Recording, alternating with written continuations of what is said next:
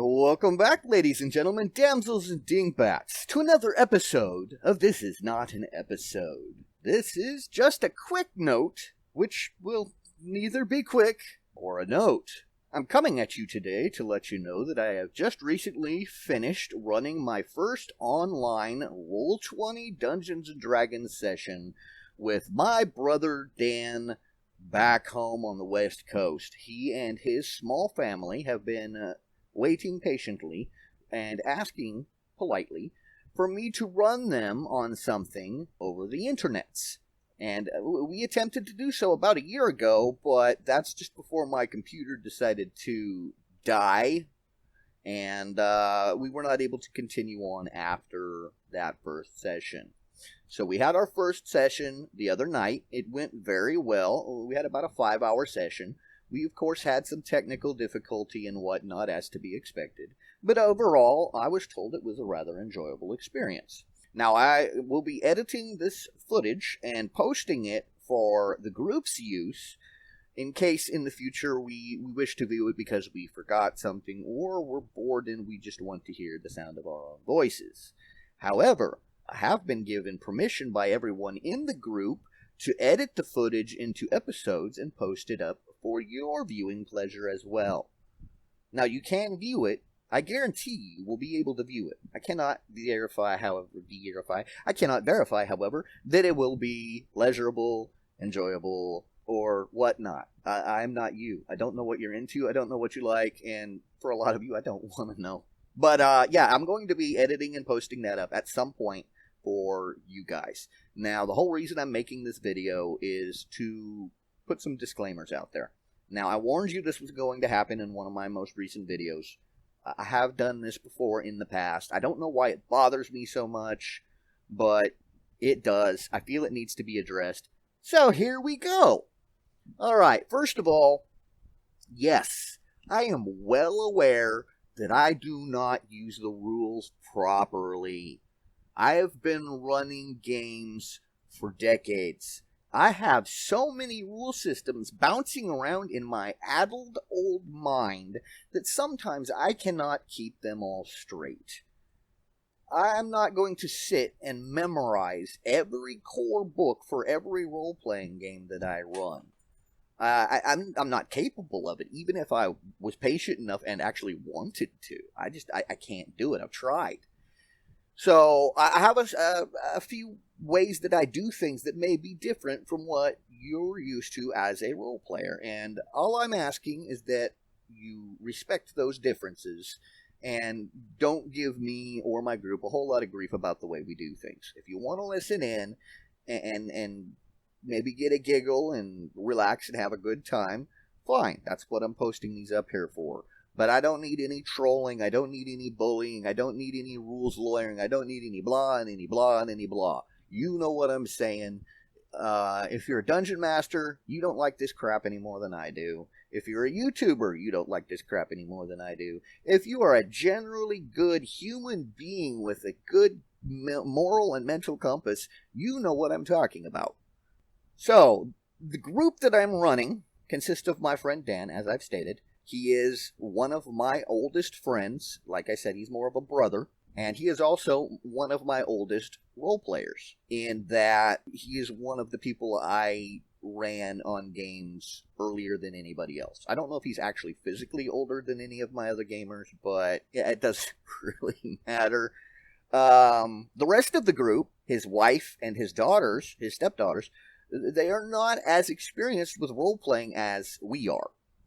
So they're fairly new, and they're dipping their toes into the water and seeing if they like it, and so far the experience has been, by what I understand, good.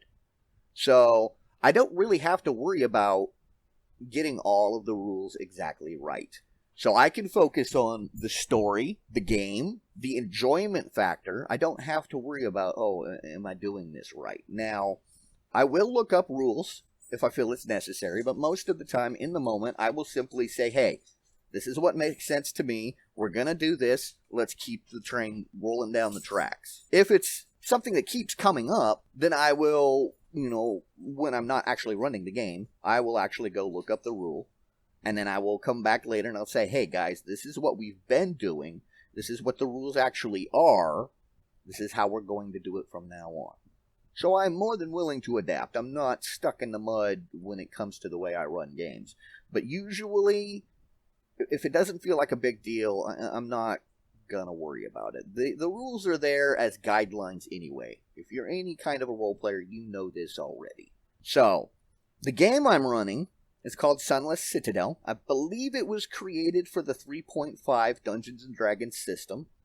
So, when you're listening to the video, you're going to hear me stumble from time to time because as I'm reading and running the game, it's asking me to do things on occasion that are not in the 5th edition game that we are running. For example, it'll say, make your characters make a search check. Make your characters make a persuasion check. Or, I don't have good examples, but the point is, there are things in 3.5 that are not in 5th edition, and they do stumble me up from time to time. And I have to just kind of guess what would happen to be the fair, decent, easiest way to accomplish whatever we're trying to accomplish. So more than likely on occasion, you're going to see/hear me doing exactly that. And as we game, it's been a while since I've run anything online for anybody. Furthermore, it's been a while since I've run anything for my tabletop group due to this crap that we're dealing with right now with the virus. So I'm a little bit out of form. I still write material, I still think about it, but the whole sitting down and actually running the game, I've forgotten more than I knew, most likely. I do tend to count on my players to know what their characters are capable of and how the rules work for different things. Like, I expect the mages to know what their spells do when they use them.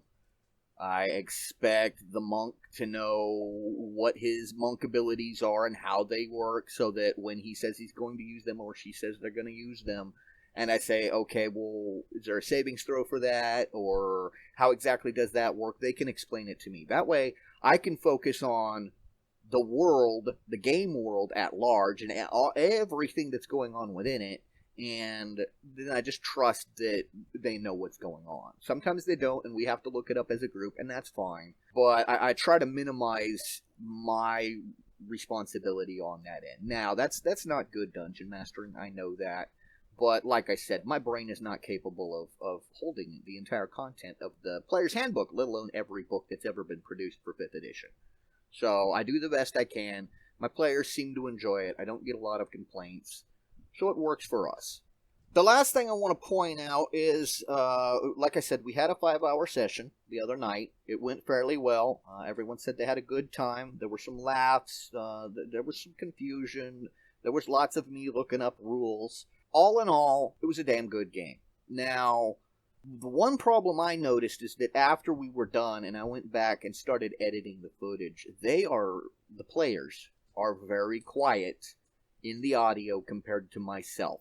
Now, obviously, like I said, Dan and his family, they're playing on the other side of the country. We're playing over Discord and Roll20. They're set up. They're not using individual computers. They've actually got one computer set up to their TV, and they're all sitting around. I'm visualizing them sitting around a table with their character sheets and the paper, their dice. And they've got a mic that's set up so that I can hear them, and then they all hear me off of the TV. They see the Roll20 on the TV. It works for them. And it worked okay before the game as well. Initially, we had some problems with feedback off of their open mic because it was picking up my voice and Tyler's voice.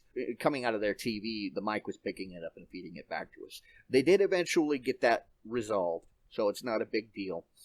But they are not exactly sitting on top of their microphone. So they're not the easiest to hear for me. Like, it was good enough I could run them, and I didn't have a lot of difficulty. But they were obviously quieter than I was, just regularly. I think there might also be a setup somewhere in my OBS or on my computer itself that is modifying the volume level of the output or the input or whatever the hell they happen to be. And so in the videos, the first few videos, they're going to be really quiet. Now, you can hear them. If you listen close enough, you can hear what they're saying. It's not a big deal. It's nothing that's going to prevent me from putting the videos up. And it is something that I'm going to address, and we're going to try and get it ironed out. The reason I say this is because new game group, we're all getting used to the Roll20 in the Discord and the recording and this and that. So please bear with us through our fairly standard and typical technical difficulties. We will try to get those ironed out as much as possible so that you, my YouTube subscribers, and the video viewers can actually enjoy the content as much as we do. So basically that's all I wanted to say. Largely this was a please no trolling video. I have had no problems with any of you so far. This video is largely for those who are to come in the future who may view it and don't know how we do things here. So, yeah. Anyway, I'm going to go ahead and wrap this up for now. And I hope you guys are well. I hope that you're staying sane. I pray every day for all of my friends and loved ones. And God bless each and every one of you. And, yeah. So, this has been your host, DM Renavion, saying stay safe and have fun. I'm out.